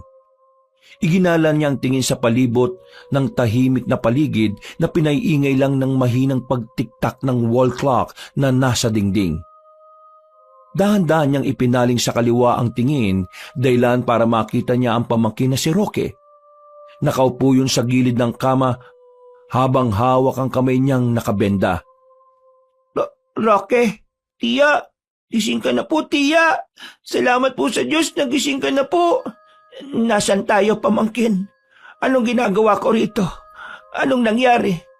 Nasa ospital po tayo ng lungsod, Tiya. Mamaya ko po ipapaliwanag ang lahat. Tatawag lang po muna ako ng nurse, ha? Lumabas nga kagad ang batang lalaki at tumawag ng manggagamot habang umiiyak. Laking pasalamat niya talaga sa Diyos dahil nakaligtas ang kanyang tiyahin sa malagim na panganib. Nang okay-okay na ang lahat, ay sinabi nga ng doktor na malayo na sa panganib ang ginang. At matapos siyang matingnan, ay muling nag-usap ang magtiyahin. Salamat po talaga sa Diyos. Okay nang lagay niyo, Tiya. Salamat din sa pag-aalaga mo sa akin. Wala po ba talaga kayong matandaan, Tiya? Meron naman, Roque. Sinalaki ni Tatang Ambo yung bahay natin tapos pinasabog ko yung tangke sa kusina. Nakita kong nasunog siya. Pero wala pong nakita yung mga bumbero na patay na katawan dun sa kusina eh. Kung ganon buhay pa nga siya. Matindi talaga ang halimaw na yon. Kaya nga po, pero wag na po muna nating isipin yun, Tiya. Basta po, nagpapasalamat ako sa Diyos na ligtas po kayo. Pero hanggang kailan kaya matatapos to? Siguradong hindi tayo titigilan ni Tatang Ampo. Kaya nga po kaya humingi ako ulit ng tulong sa kanila. Eksaktong pagkasabi noon ng batang lalaki ay pumasok sina Mang June, July, kasunod ang magpinsang sundalo na sina Sargento Lunicio at Sargento Marticio. Hindi alam ni Aling Haria kung ano ang mararamdaman niya. Naghalo ang luha at tuwa sa kanyang puso matapos makita ang mga taong tumulong sa kanilang magtiya. Kagad inabot ng Ginoo ang dala niyang prutas na nilagay naman ni Roque sa isang gilid. Kumusta, Ria? Salamat at gising ka na. Ang akala namin, Huwag ka mag-alala, Jun. Dahil hindi ako bibitiw. Hindi ako pwedeng basa-basa iwan ng pamangking ko dahil nangako ko sa kapatid kong si Harry na aalagaan ko hanggang paglaki ang anak niyang si Roque. mabuti naman kung ganon. Gusto ko lang sabihin sa iyo, Haria, na malakas ka. Hindi lahat ng babae kayang gawin ang ginawa mo. At ikaw naman, Roque, hindi lahat ng bata ay kayang ipaglaban ang tiyahin nila ng ganon. Salamat. Nabalitaan namin sa pamangkin mo ang nangyari, na muli kayong sinalakay ni Tatang Ambo. At ayon nga sa mga bumbero na nag-apula ng sunog sa bahay nyo walang ibang katawan silang nakitang nasusunog. Ang ibig sabihin lang nun Buhay pa rin ang demonyong aswang. Nagbabala siya sa amin. Sinabi niyang gaganti siya at iisa-isay niya tayo. Bukod doon ay sinabi niya rin na gagawin niya tayong kagaya niya.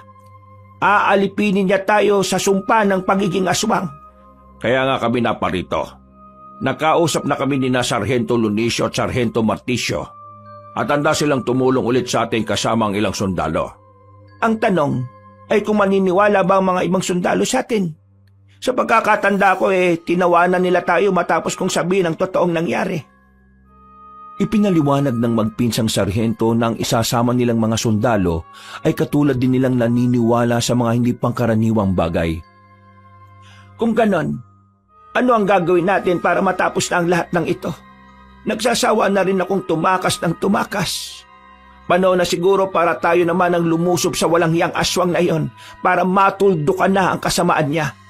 Kapag nakalabas ka na rito, magsisimula tayong kumilos. Kaya magpagaling ka kaagad, Haria. Hindi mo na kami uuwi ni July sa baryo para tapusin ang misyon na ito. Pagkatapos ng seryosong pag-uusap na yon, ay pansamantala na ngang nagpaalam sina Mang June, July, Sargento Lunicio at Sargento Marticio. Nagpasalamat ulit ang mag-Chine sa tulong ng mga yon at makalipas ang ilang araw, paglabas ni Aling Haria sa ospital, ay humanap na sila ulit ng bagong matutuluyang bahay. Sa kabutihang palad ay merong kaagad silang nahanap na malapit naman sa pamilihan. Biyernes ng hapon ay nakatipo na ulit sila sa bahay ng magtiya. Tinalaki nila kung papaano tuluyang mapapatay si Tatang Ambo. At sa tulong ng ibang kakilala ng dalawang sarhento ay natuntun nga nila ang kinaroroonan ng nasabing aswang. Makinig kayo mga kasama. Unang-una sa lahat ay nagpapasalamat ako sa Diyos dahil pinahintulutan ako at tinayaan ni Sargento Lunicio at Sargento Marticio na manguna sa operasyong ito. Kahit na sila ang mas may karanasan kaysa sa akin at ganon din ang mga sundalong kasama natin. Tumahimik ang paligid at seryosong nakinig ang lahat sa Ginoo. Ngayong gabi na ito ay nalaman na natin ang pinagtataguan ni Tatang Ambo. Doon siya sa bukiling nasa dulo ng lungsod at ginagamit niyang lugar na iyon para mambiktima ng mga inosenteng tao. Ngayong gabi na ito ay sasalakayin natin siya. Kung dati siya ang lumulusob, ngayon naman ay siya ang lulusobin natin. Siguradong masosurpresa siya sa gagawin natin. Naintindihan niyo ba ako mga kasama? Oo, naintindihan namin. At katulad ng plano, ipapain natin ikaw, Haria. Sisiguruduhin nating mahuhulog siya sa patibong. Palilibutan natin ang lugar at para hindi niya tayo maramdaman ay magbabalot tayo ng putik na may katas ng bulok ng mga dahon. Sa tulong ni Sargento Lunicio at Sargento Marticio ay mas magiging mabisa mga yon dahil sa kaalaman nila sa ganitong bagay. At kapag nasilo na natin siya, sabay-sabay natin tong isasaboy. Napatingin ang lahat sa hawak ng Ginoo na isang maliit na botelya. Kulay berde ang likidong laman nun at nang binuksan niya yon ay umaalingasaw ang amoy ng dahon. Sa tulong pa rin ni Sargento Lunicio at Sargento Marticio, nalaman natin na mabisang panlaban sa mga aswang ay ang katas ng talumpunay. Ang lugar na maraming tanim na ganitong halaman ay hindi inaatake ng mga aswang dahil ayaw na ayaw nila ang amoy nito. Kapag sinaboy natin ito kay Tatang Ambo, unti-unti siyang mamamatay na parang nalulusaw at parang sinabuyan ng asido. Handa na ba lahat? Nagsigawan ng lahat ng nasa silid at idiniklara na nga kagad nila ang tagumpay. Ilang saglit pa, pasado 5:30 ng hapon, nang naghahanda na ang lahat, ay nilapitan ni Roque ang kanyang tiya at niyakap sa likuran. Tiya, mag-iingat ka po ron ha. Malayo po kami ni Kuya July sa inyo kaya mag-iingat ka po talaga. Huwag ka mag-alala, Roque. Walang mangyayaring masama sa akin. Nakita mo naman kung sino ang mga kasama ko. Mas matatapang na sundalo na handang lumaban sa alagad ng kadiliman. Pero nag-aalala pa rin ako sa iyo, tiya eh. Walang mangyayaring masama sa atin dahil si Tatang Ambo ay mapapabagsak natin. May tiwala rin ako sa kakayahan mo, pamangkin. Sigurado kong hindi ka mapapahamak dahil matapang ka. Salamat po, tiya. Pagkatapos ng pag-uusap nilang yon, ay naganda na ang lahat. Dumating na ang military truck at sumakay doon sina Mang June, Aling Haria, Sargento Lunicio, Sargento Marticio at 4 pang sundalo. Sa isang lumang kotse naman ay sumakay sina July, Roque at 3 pang sundalo. Pagkagat ng dilim ay tinungo na nga kagad nila ang bukid na pinagtataguan ni Tatang Ambo. Makalipas ang higit 20 minutos ay narating na nila ang nasabing lugar. Sa bukana pa lang ay ramdam na nila ang kakaibang simoy ng hangin. Lalo na si Roque na kabisadong amoy at pakiramdam ng paligid kapag may nagbabadyang hindi maganda. Kaya habang nasa truck ay narinig ni Aling Haria ang pagradyo mula sa sinasakyan ng kanyang pamangkin. Ipinasabi kasi ng batang lalaki na nararamdaman na niyang nasa paligid si Tatang Ambo. Magaling talagang abilidad ng pamangkin mo, Haria. Saan niya ba ito namana? Palagay ko ay sa kapatid kong si Harry, ang tatay ni Roque. Noong mga bata pa kami, tanda ko na madalas din na kapag may kakaibang pakiramdam ang kapatid ko. Palagi niya yung sinasabi. Sayang at hindi ko rin nakuha ang ganong kakayahan. Hindi mo man nakuha ang ganong klase na kakayahan. May pambihirang tapang ka naman na hindi mapapantayan ng kahit na sino. Kahit pa si Tatang Ambo. Sus, tama na ang pambobola. Maganda na tayo. Matapos silang magngitian, ay sumeryoso na ulit ang lahat. Sumedyas na kasi ang dalawang sundalo sa labas na humalugog sa lumang kamalig. Ayon sa mga yon, ay may nakita silang mga gamit ng tao at nakumpirma nga nila na doon namamalagi ang hinahanap nilang aswang. Matapos yung makumpirma, ay kagad bumaba ng truck sila Aling Haria, Mang Jun, Sargento Lunicio at Sargento Marticio. Naiwan naman ang ibang sundalo para magmatsyag sa paligid hanggang sa isang nakakakilabot na alulong ng aso ang narinig nila mula sa hindi kalayuan. Sinundan nyo ng nakakatakot pang ungol ng kung anong halimaw mula sa lumang kamalig. Maya-maya pa ay nakita nila mula sa mga punong nasa likod nito ang mga ibong tila na bulahaw.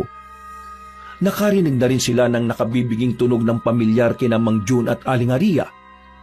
Siya na yon. Oo nga, sigurado rin ako dyan. At hindi nga sila nagkamali dahil mula sa hindi kalayuan ay sumulpot na nga si Tatang Ambo, pero hindi na siya nag-iisa dahil higit sa 10 aswang ang nasa likuran niya. Bukod doon ay ibang-iba na ang itsura na matandang Ginoo. Sunog na sunog ang katawan nito matapos ang nangyari kamakailan lang. Aba, nakakabilib ang mga tapang na meron kayo at kayo pa talaga ang sumalakay sa akin. Ha! Mahusay din at natuntun nyo kagad ang kinaroroonan ko. Dapat talaga kayong maging mga alagad ko. Mabuti na lang at nagsama-sama na kayong nagpunta rito. Hindi na ako mahihirapan pa kapag ginawa ko kayong mga aswang. Hindi mangyayari ang gusto mo. Dahil ikaw ang mapapatay namin dito ngayon din. Ha! Tingnan natin! Tingnan talaga natin. Kaya umanda kang animal ka. Papatayin kita at sisiguraduhin ko sa pagkakataong ito ay hindi ka na mabubuhay. Talaga ba? Gusto ko palang ipakilala sa iyo ang isa sa mga bago kong alagad. Lumabas ka na, Agustus! Nanlaki ang mga mata ni Mang Jun at July nang makita ang biglang pagsulpot niya Agustus.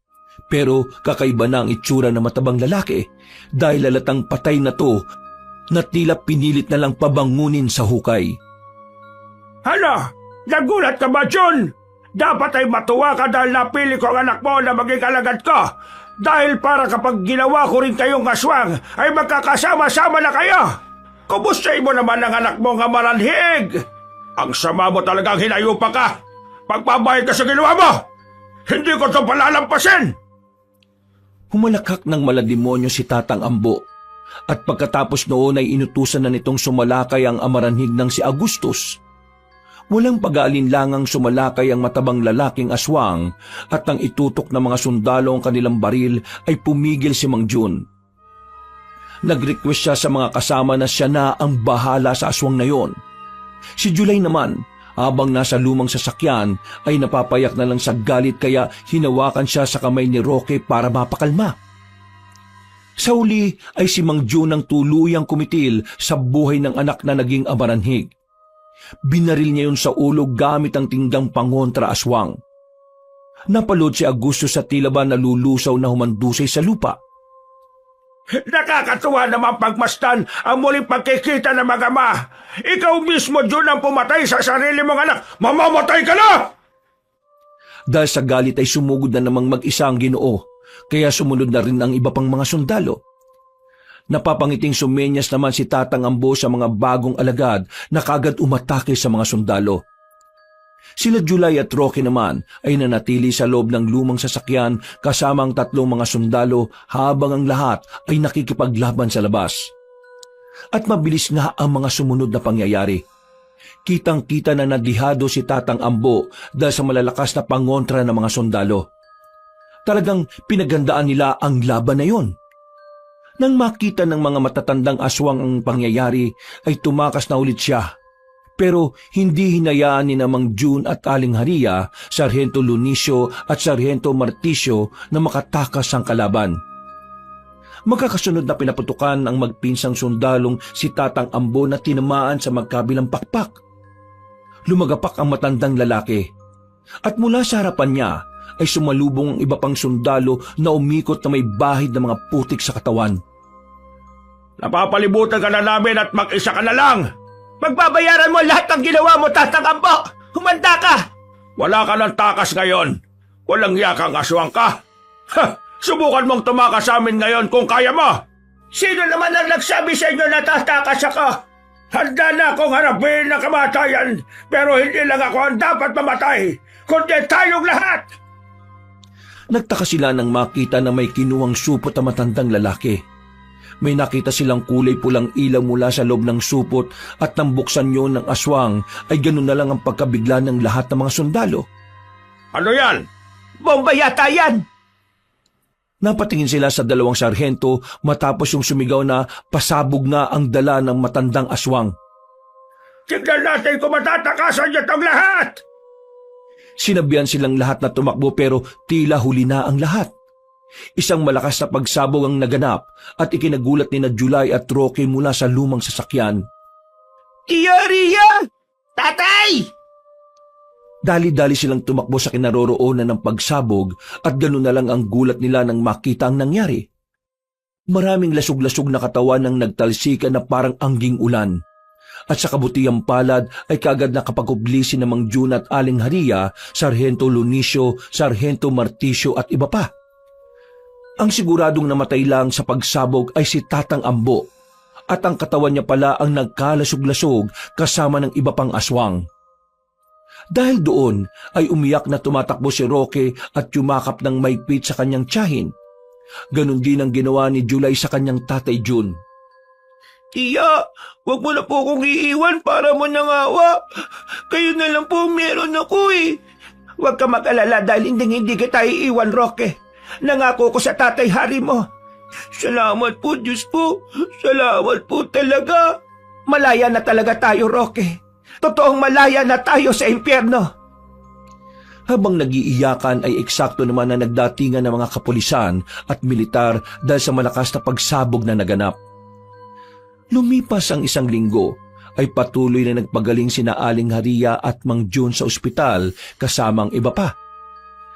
Nang magkita-kita sila ay nagkaroon ng pag-uusap, tawanan at iyakan.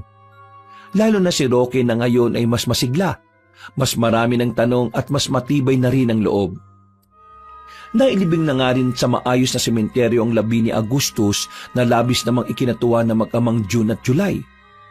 Ang dalawang sarhento naman ay pansamantalang nasuspindi sa kanilang trabaho, kasama ang iba pang sundalo na sumama sa kanila. Ganun pa man ay walang pinagsisiya ng mga sundalo dahil alam nilang nakatulong sila at ginawa nila ang alam nilang nararapat at tama. Tiya, pwede po ba tayong lumipat sa malayong lugar? Yung makakalimutan na po natin ang lahat-lahat ng nangyari po rito sa atin? Oo naman, pamangkin. Sa lugar kung saan walang sigaw, walang suntok at walang kadiliman. Gagawa tayo ng sariling tahanan at panibagong buhay. Paglabas nila ng ospital, ay dumaan muna sila sa tinutuluyan na mag-amang June at July. Katulad ng ginang, ay hindi pa rin magaling ang sugat at galos ng Ginoo. Pero matatag, matibay ang paninindigan ng mag-ama. May pinadala silang mga pasalubong, isang bag na puno ng mga aklat at laruan.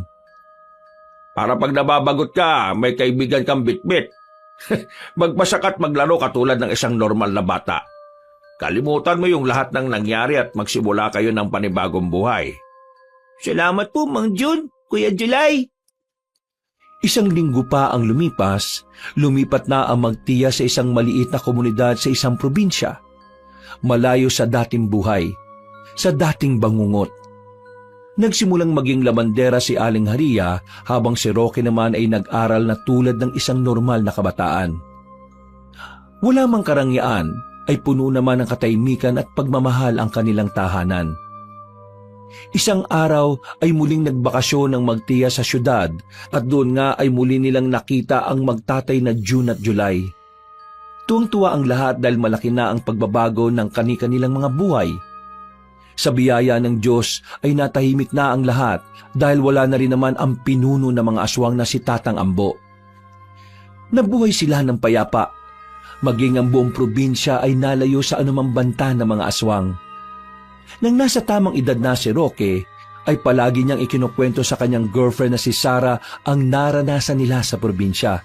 Tinatawanan lang siya ng babae pero hindi niya yun alintana dahil alam niyang totoo. Wakas.